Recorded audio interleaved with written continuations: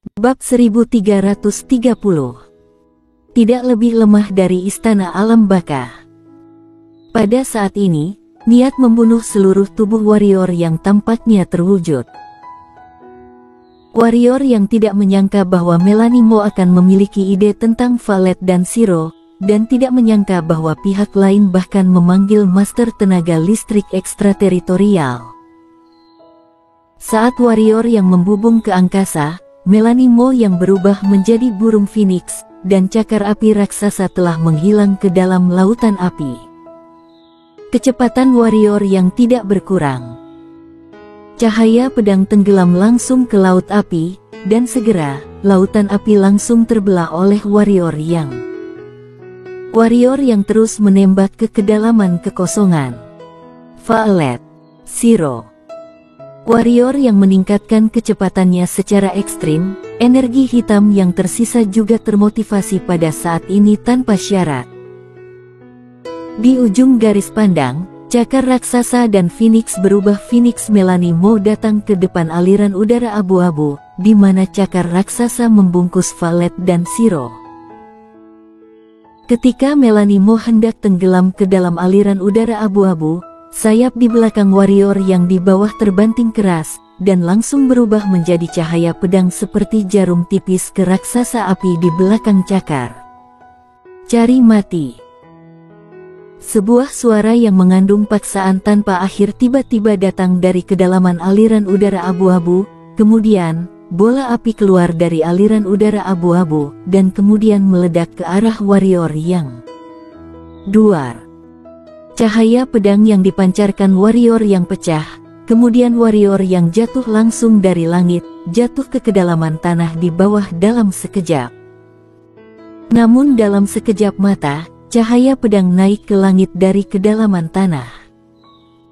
Segera, warrior yang datang ke aliran udara abu-abu di atas kekosongan. Pada saat ini, raksasa api cakar dan Melanimo berubah menjadi burung Phoenix, sudah tidak ada lagi. Melihat pemandangan ini, mata warrior yang langsung berubah menjadi mengerikan. Dia menginjak kaki kanannya, memegang leluhur pedang dan menebas langsung di aliran udara abu-abu. Duar. Aliran udara abu-abu bergetar hebat, kemudian, kekuatan elastis memantul darinya, dan warrior yang menanggung beban terberat, jatuh langsung ke langit. Setelah jatuh hampir 1000 kaki, warrior yang menginjak kaki kanannya. Dia berhenti tiba-tiba, dan kemudian berubah menjadi cahaya pedang dan naik ke langit lagi. Kamu tidak bisa mempertahankannya. Pada saat ini, sebuah suara tiba-tiba datang dari kedalaman aliran udara abu-abu, dan kemudian, bola api besar tiba-tiba keluar dari kedalaman aliran udara abu-abu. Di atas kehampaan, pupil mata warrior yang mengecil, nyala api ini sangat berbahaya, karena pusaran pusat energi kecil di tubuhnya mulai berputar untuk memperingatkan. Biasanya pusaran pusat energi hanya akan mengeluarkan peringatan jika dianggap tidak bisa melawan.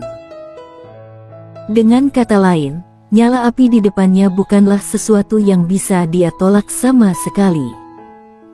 Meski begitu, dia tidak akan duduk diam. Pada saat itu, warrior yang membanting leluhur pedang ke dalam sarung pedang kuno, tepat ketika dia akan menghunus pedang, seorang wanita tiba-tiba muncul di depannya.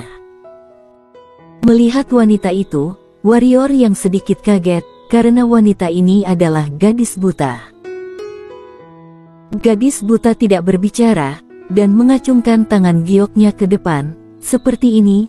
Nyala api besar di atas hancur, dan nyala api yang tak terhitung jumlahnya menyembur dari langit.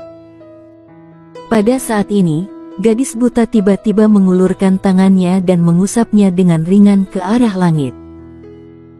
Hanya dengan sapuan seperti itu, api di langit menghilang secara langsung, dan ruang yang rusak diperbaiki dalam sekejap. Setelah hening sejenak, sebuah suara datang dari kedalaman udara, istana alam baka.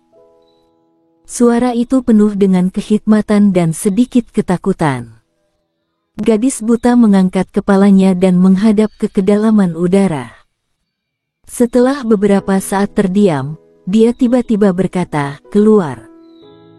Setelah bertahun-tahun, kamu masih begitu mendominasi dan sombong. Aku harap kamu bisa seperti ini seumur hidupmu." Suara itu datang dari jauh di aliran udara abu-abu, tetapi ketika kata terakhir jatuh, suaranya menjadi sangat tipis dan tipis. Jelas, pihak lain sudah tidak ada lagi. Sudut mulut warrior yang ganas, dia akan bergegas lagi, tetapi dihentikan oleh gadis buta. Gadis buta menggelengkan kepalanya sedikit, dia sudah berjalan jauh. "Kamu tidak bisa mengejar." Seluruh tubuh warrior yang gemetar, niat membunuh terus mengalir keluar darinya, dan pada saat yang sama, rambut dan matanya berangsur-angsur berubah menjadi merah darah. Pada saat ini, gadis buta tiba-tiba menunjuk alisnya, dan dalam sekejap, niat membunuh warrior yang menghilang. Warrior yang melirik gadis buta di depannya, menarik napas dalam-dalam, dan berkata, "Aku tersesat." Gadis buta menarik tangannya dan berkata, "Kamu hampir dikendalikan oleh niat membunuh." Warrior yang mengangguk dan berkata, "Aku tahu. Sebenarnya bukan hal yang buruk bagi mereka untuk meninggalkanmu." Gadis buta tiba-tiba berkata. Warrior yang memandang gadis buta dan berkata, "Apa maksudmu?" Gadis buta berkata, "Bocah kecil itu, dia memiliki asal yang luar biasa, mengikutimu di dunia dataran rendah ini, karena di dunia ini, sangat sedikit orang yang bisa mengenali asal-usulnya. Tetapi jika berada di alam yang tinggi, seperti dunia tengah yang lengkap, kamu akan sangat berbahaya. Karena akan ada banyak orang yang ingin mendapatkannya, harus dikatakan bahwa mereka ingin berteman dengannya. Bahkan aku juga pernah berpikir untuk mencurinya." Warrior yang mengerutkan kening dan berkata, "Dari mana asal Shiro? Bahkan kamu ingin mengambilnya? Dia adalah penguasa spiritual." Gadis buta berkata, "Ketika orang seperti kita mencapai tingkat tertentu, jika kita ingin meningkatkan, energi spiritual yang kita butuhkan sangat besar, dan tidak ada satupun nadi spiritual yang dapat memuaskannya.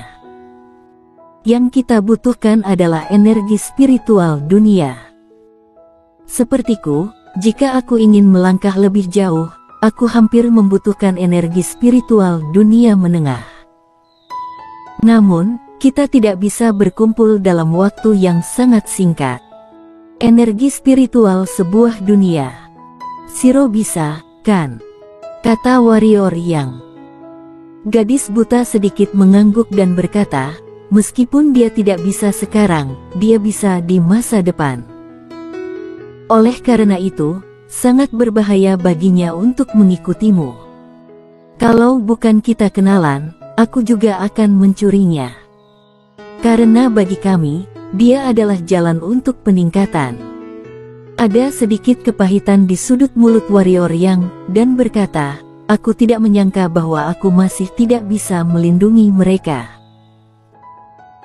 Gadis buta menggelengkan kepalanya dan berkata, "Jangan bandingkan dirimu dengan mereka yang terlalu melampaui dirimu sendiri, sama seperti orang yang menembak sebelumnya, pihak lain telah hidup setidaknya selama puluhan ribu tahun. Kamu membandingkan dirimu dengan mereka, hanya mencari ketidaknyamanan.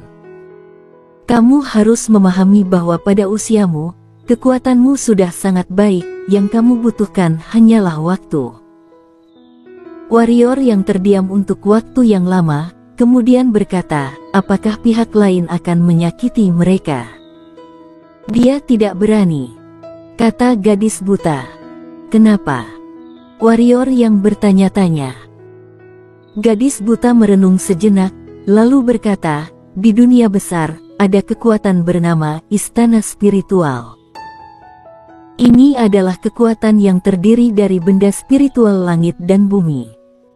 Sebuah kekuatan yang terdiri dari benda spiritual langit dan bumi.